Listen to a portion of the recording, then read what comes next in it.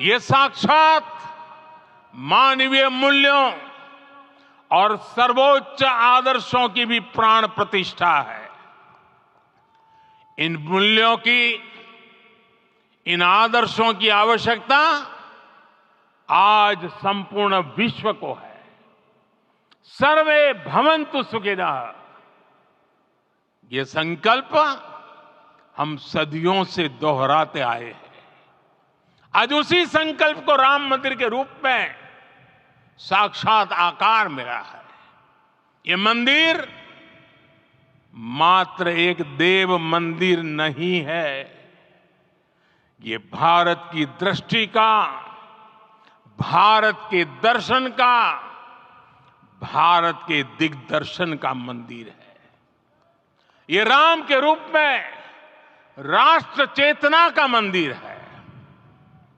राम भारत की आस्था है, राम भारत का आधार है, राम भारत का विचार है, राम भारत का विधान है, राम भारत की चेतना है, राम भारत का चिंतन है, राम भारत की प्रतिष्ठा है, राम भारत का प्रताप है, राम प्रवाह है, राम प्रभाव है, राम नेति भी है, राम नीति भी है, राम नित्यता भी है, राम निरंतरता भी है, राम विभु है, विशद है, राम व्यापक है, विश्व है, विश्वात्मा है।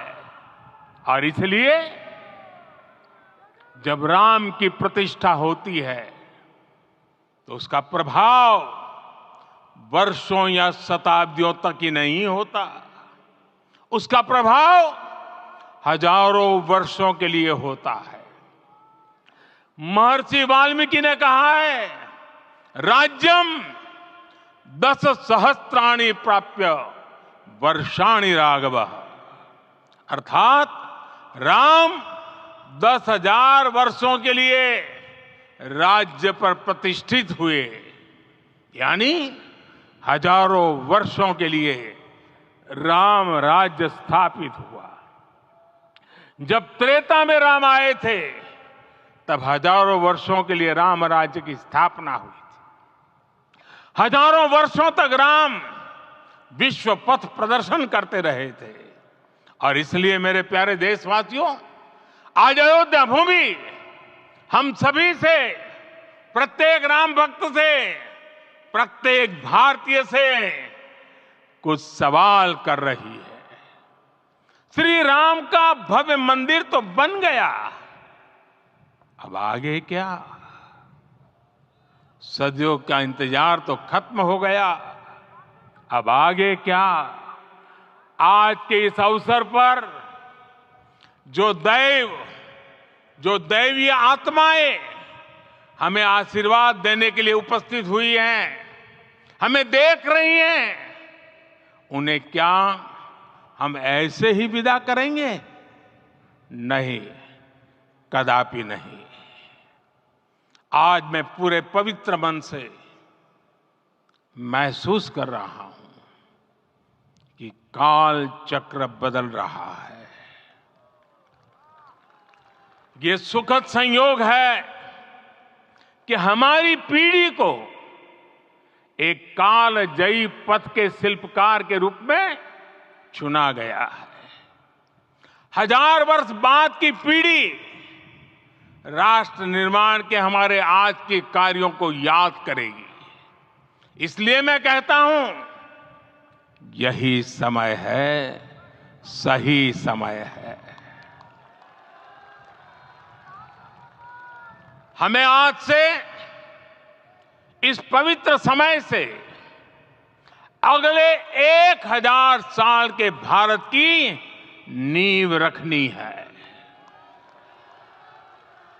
मंदिर निर्माण से आगे बढ़कर अब हमें सभी देशवासी यहीं इस पल से समर्थ, सक्षम, भव्य, दिव्य भारत के निर्माण की सौगंध लेते हैं।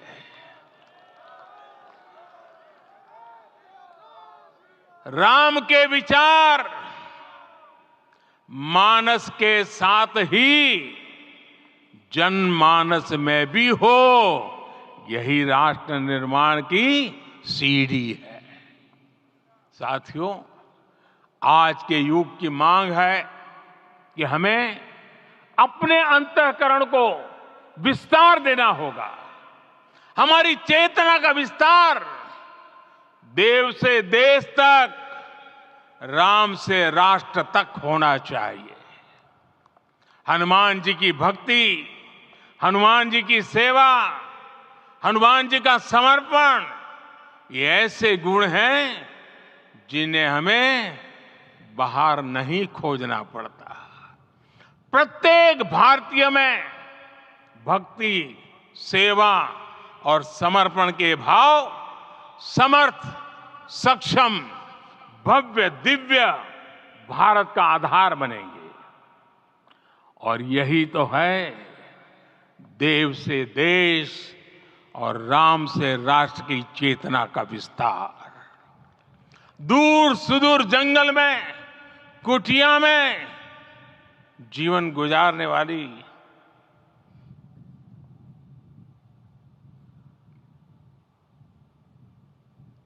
मेरी आदिवासी मां शबरी का ध्यान आते ही अप्रतिम विश्वास जागृत होता है। मां शबरी तो कब से कहती थी, राम आएंगे।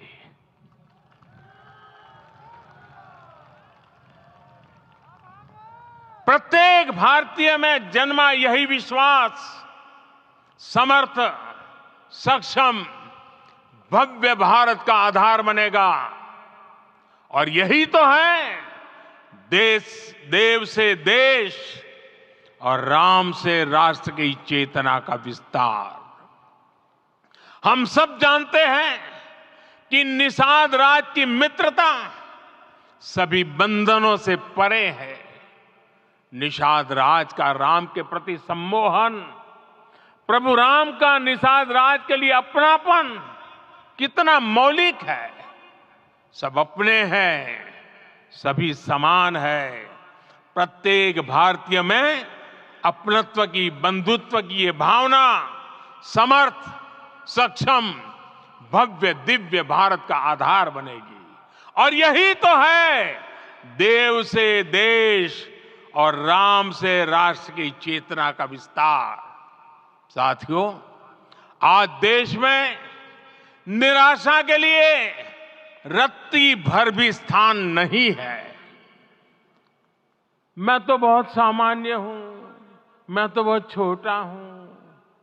अगर कोई ये सोचता है तो उसे गिलहरी के योगदान को याद करना चाहिए। गिलहरी का स्मरण ही हमें हमारी इस हिचक को दूर करेगा, हमें सिखाएगा कि छोटे बड़े हर प्रयास की अपनी ताकत होती है, अपना योगदान होता है। और सबके प्रयास की यही भावना समर्थ, सक्षम, भव्य, दिव्य भारत का आधार बनेगी। और यही तो देव से देश और राम से राष्ट्र की चेतना का विस्तार।